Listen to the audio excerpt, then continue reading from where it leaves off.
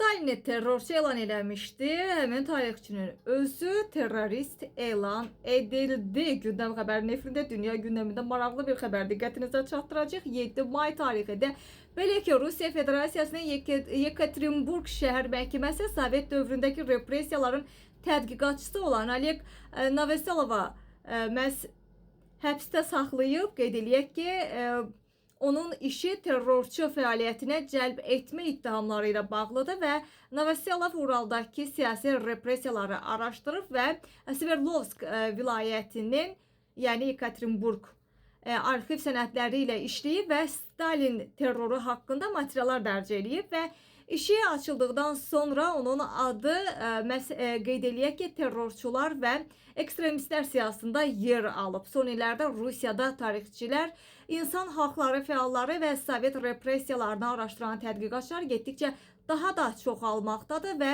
bunlar da mütəmadi olaraq təqibə məruz qalırlar və qeyd eləyək ki, ayrıca Stalin, Jukov kimi tarixi şəxsiyyətlər barədə həqiqətləri yazan şəxslər, yazıçılar və tarixçilər isə daha çox bu təqibə məruz qalanlar olur.